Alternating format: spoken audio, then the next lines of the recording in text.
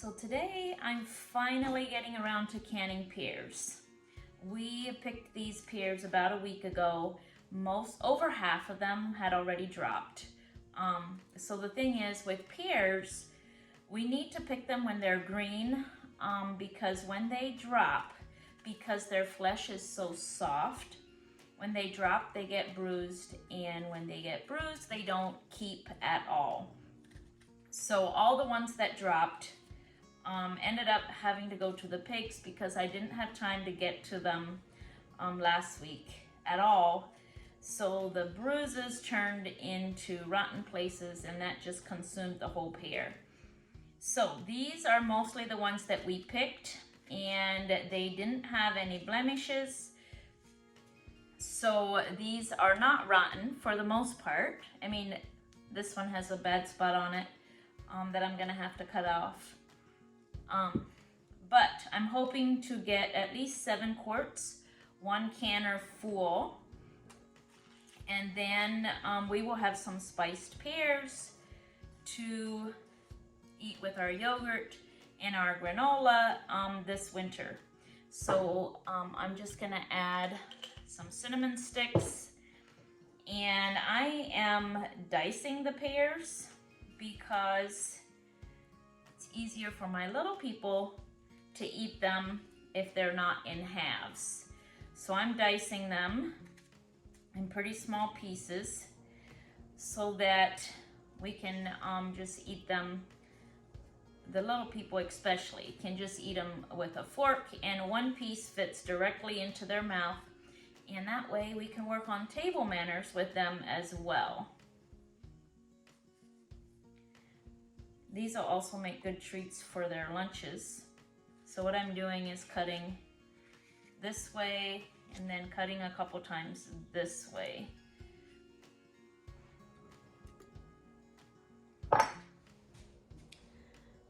So in each jar, I'm gonna put 2 cinnamon sticks, and then I'm just gonna fill it up with diced pears. Now pears, canning pears, was a big part of my childhood, and some of my fondest childhood memories surround the processing and preserving of pears, and this is why. So most everybody in our small community when I was growing up had pear trees. And when I say small community, I'm mostly talking about the families, the Mennonite families that their kids attended our private school in the area. So probably 4 to 5, maybe 6 families that we were really close with that lived, within the mile.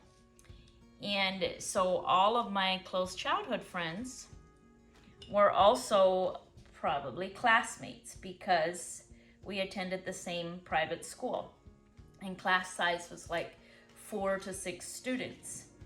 Anyway, back to the pears.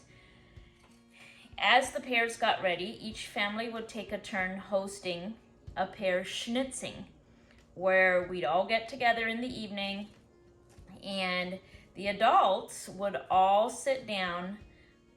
Both the moms and the dads would sit down and peel pears and slice pears, and the kids would play games outside. So some of my fondest childhood memories are of pear schnitzings, where we played games after dark outside with our classmates.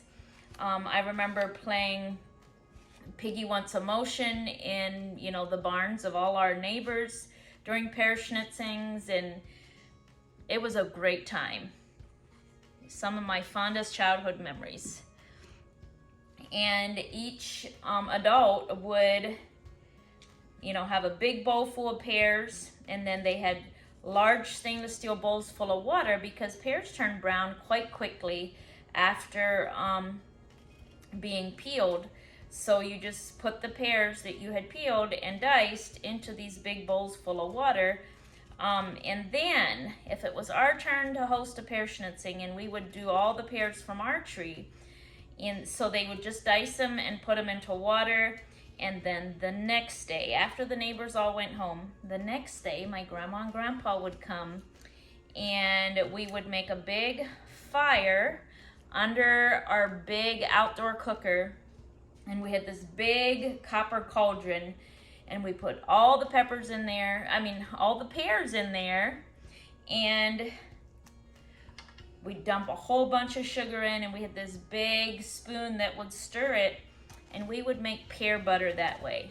And I still remember being able to smell the pear butter as we came down the hill on our bicycles home from school the day after the pear schnitzing. And my grandma and grandpa would be there helping, and grandpa would feed the fire to keep the pear butter cooking, and then we'd have jars and jars full of pear butter for winter.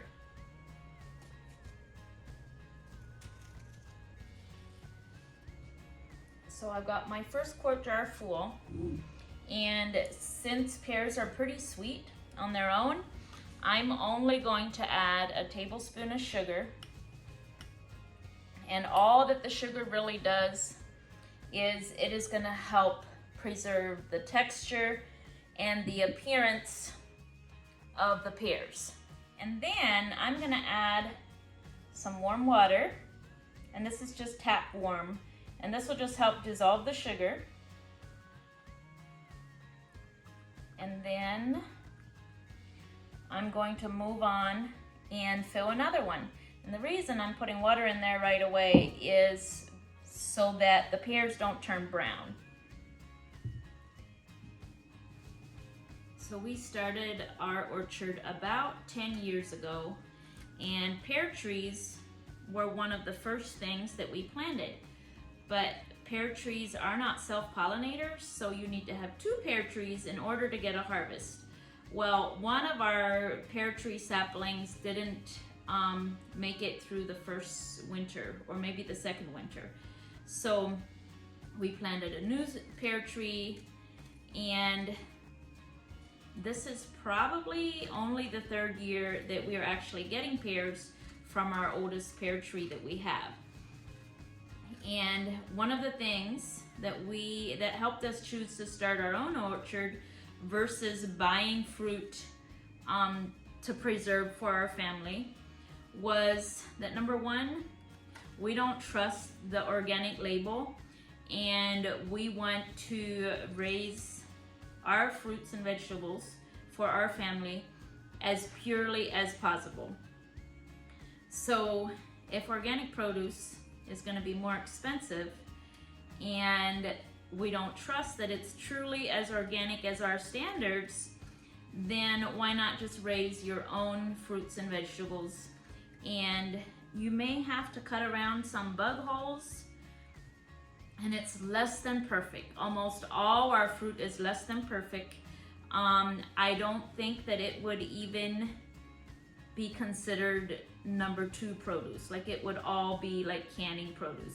Every once in a while we may have a nice one, but even this, that's some sort of scab or blight that happened, and it doesn't affect the inside of the fruit, but this would never pass to go onto a grocery store shelf. So whatever this was, our trees weren't treated for it, and I'll cut that one open and show you. But that's okay. Our goal isn't perfect fruit. Our goal is food for the family for winter. And so this is what this scabby one looks like on the outside. And I'm just going to show you. It doesn't affect the color of the fruit on the inside at all. It's just cosmetic on the outside. But it wouldn't pass for the grocery store shelf. And probably wouldn't even pass for, bulk order of pears, because likely this shortens the shelf life of the pear. However, that was our goal in starting our own orchard. Was we're not after big, beautiful fruit that you buy for canning. We are after organically raised fruit for our family for winter.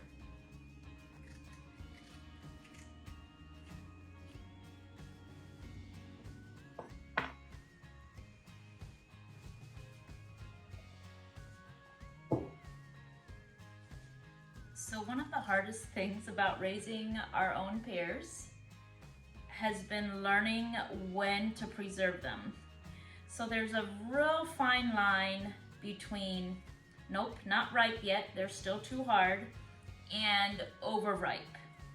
And there's been years where I didn't realize that you have to check them every day and maybe do some every day. And I ended up having to throw some to the pigs, more than I would have liked to, because it crossed that fine line between, nope, not ripe yet, and overripe. So that's been hard. And even this year, because we were so busy last week that I didn't get time to preserve pears, the pigs are getting more than their share, or than what I think their share should be, because I personally did not have the time to do the pears. But it's a learning curve, and I'm learning as I go. Mostly it was just I had different expectations. You know, like with apples, you can say, okay, today I'm gonna do apples. And you can do as many apples as you want. But with pears, you might have a dozen pears that are ready to process, and there's a bushel that's not ready. So those dozen pears that are ready to process are going to get overripe while you wait for the others to ripen. So I have lowered my expectations, and I've learned that I'm always going to end up throwing some pears to the pigs. That's okay. They will just turn the pears into bacon for us.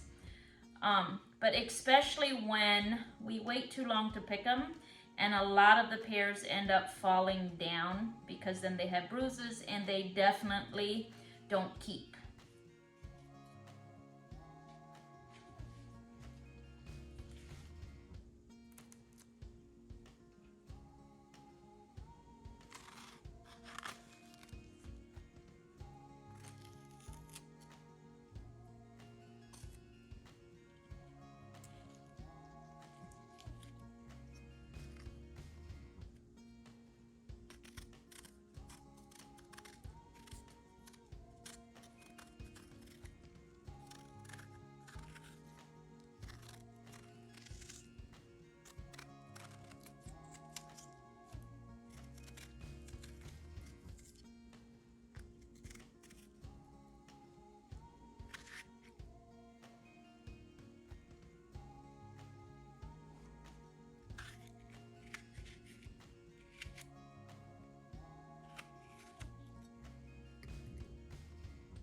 So I got my 7 jars filled, and I spilled a bit of sugar on, so I'm just gonna check and make sure.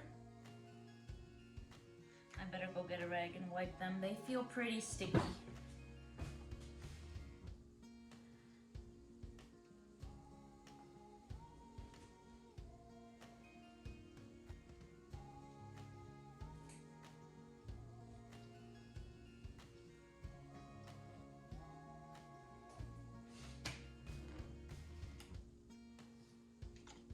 So I'm still loving the 4 jars canning lids. And I'll put my affiliate link in the description. Oh, and it looks like I'll need to go get a wide mouth one.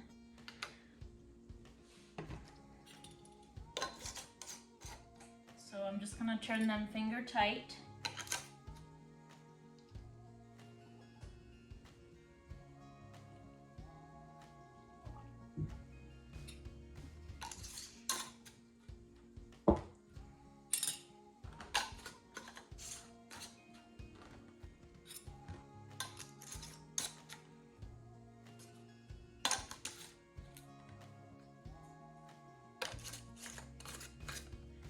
Now we're ready to go put these in the canner. So I've got my 7 jars in my canner.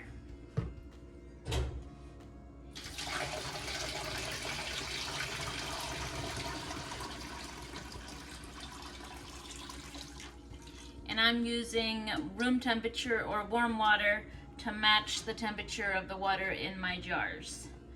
And I'm also bringing the water up to about the bottom of the jar ring. And that's the way my mom and my grandma have always done it. We don't cover the jars all the way.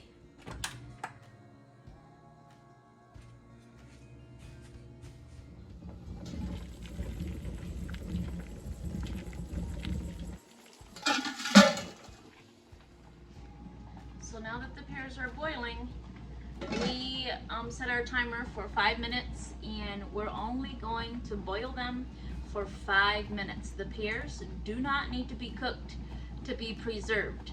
All that we need is to heat the product all the way through so that when we take it out of the water, there's enough heat there to keep that rubber ring soft so that it seals down onto the rim of the glass jar as the product cools.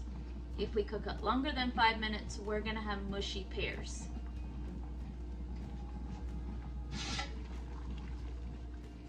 So now our 5 minutes are up, and we're just gonna remove all the jars.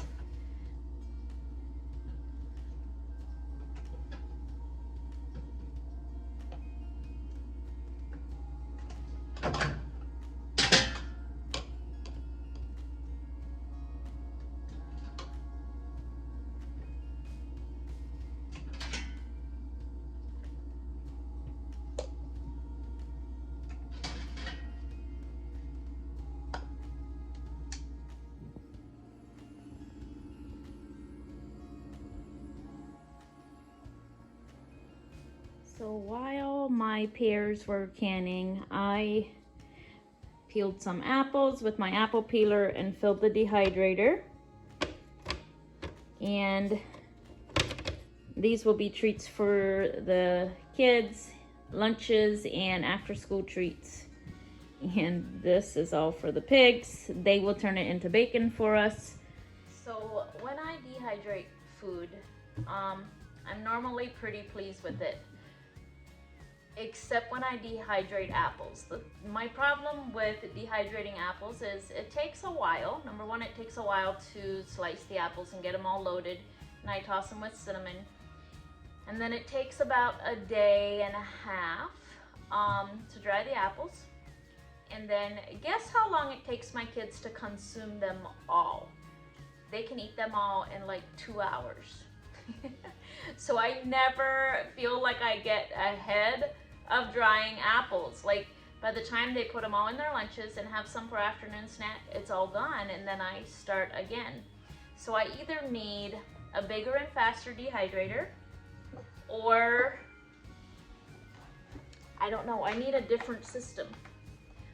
And this is just the Nesco American Harvest dehydrator that I picked up at a yard sale for $5. And it has served us really, really well.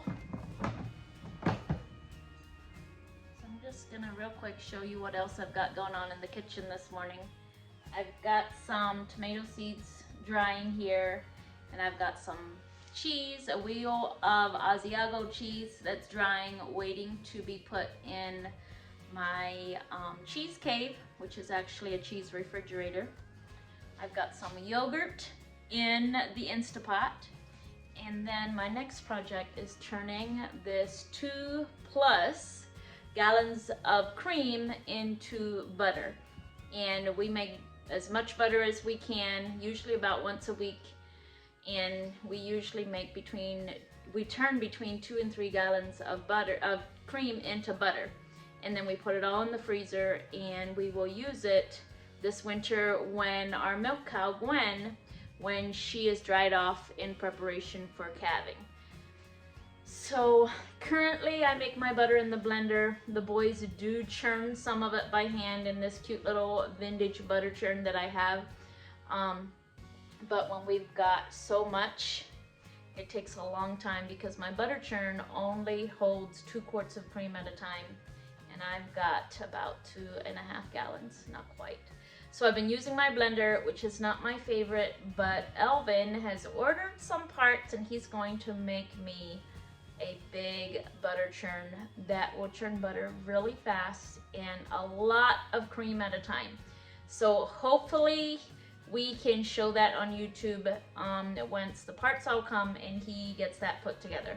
But for now, I'm gonna churn all this cream into butter using my Vitamix blender.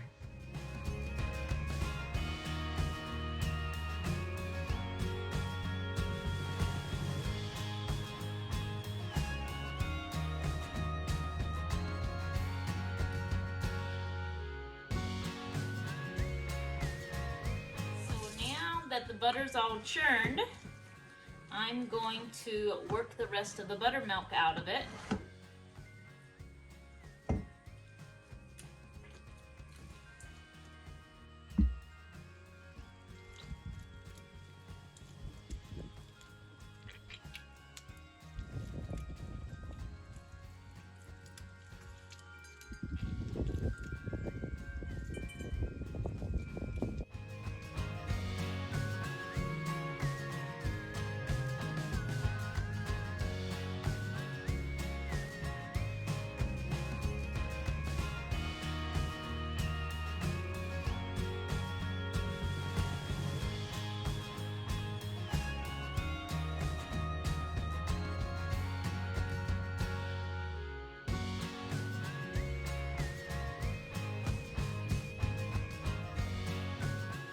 So we've got the butter all salted and packaged up, ready for the freezer. The pears are cooling. I think every one of the lids has sealed so far, and it's only been about an hour. So now it's time for me to take all the scraps out to the pigs.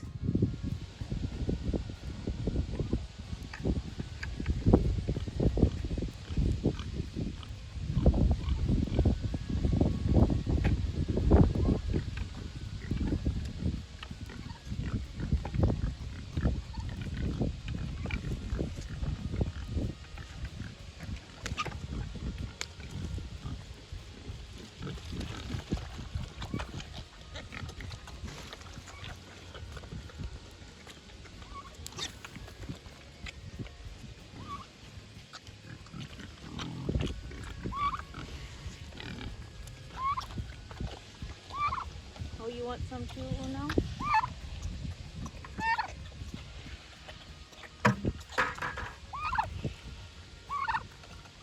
Here, Uno. Here, Uno.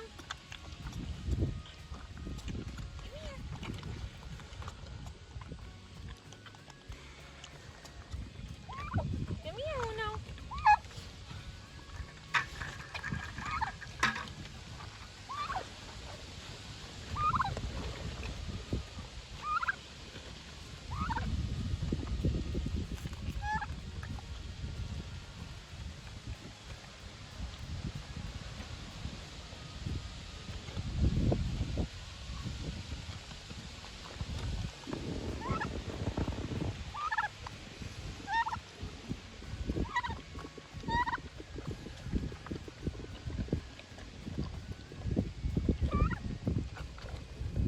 So we are picking up walnuts for an elderly neighbor, and we're gonna take them all home to the pigs.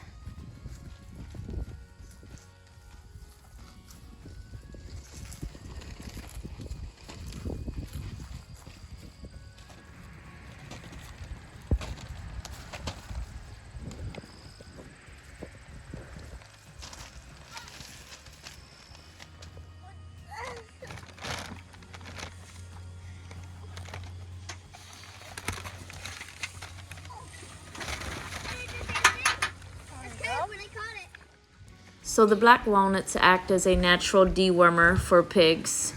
And even though the piglets here probably don't have strong enough teeth to break open the actual walnut, they will still eat the green shells and everything that surrounds the hard walnut shell.